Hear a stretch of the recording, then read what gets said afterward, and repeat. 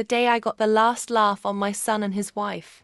For 12 long years, I was treated like an unwanted shadow in my own family.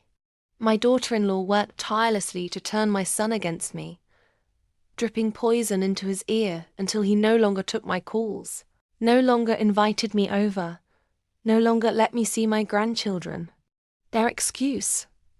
Boundaries. But the truth. She hated me, and he chose her side.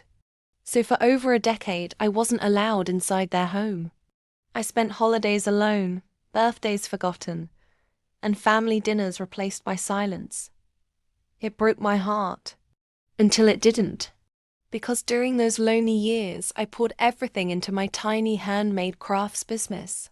What began as knitting scarves at my kitchen table grew into an online empire.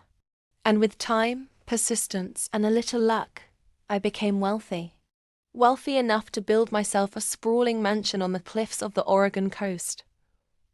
Marble floors. A grand piano. Rooms with ocean views.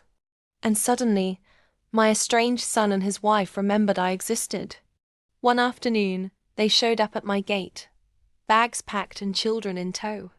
My daughter-in-law had that same smug smile, but this time it was laced with desperation. "We thought we could move in," she said sweetly, as if 12 years of cruelty had never happened. I looked at my son, who avoided my eyes.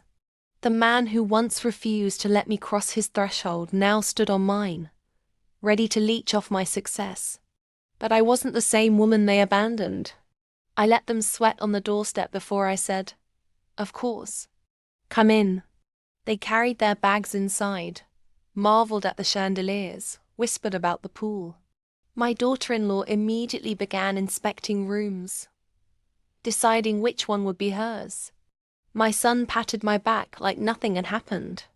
I smiled politely, but inside I was laughing, because what they didn't know was that I had already converted the entire east wing of the mansion into a luxury retirement community. 10 of my closest friends, all women their age would call old and useless, lived with me now. Widows, divorcees, women who had also been cast aside by family.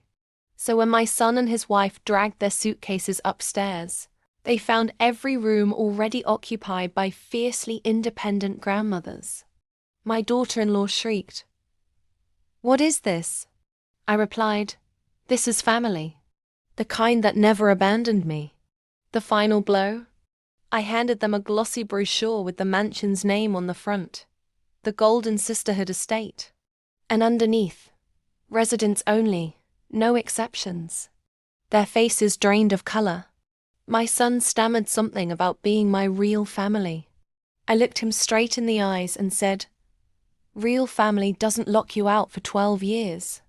They left in silence, while inside, my friends and I raised a toast. If you enjoyed this tale of ultimate justice, don't forget to smash that subscribe button on my channel. Because the next story, it's even more delicious.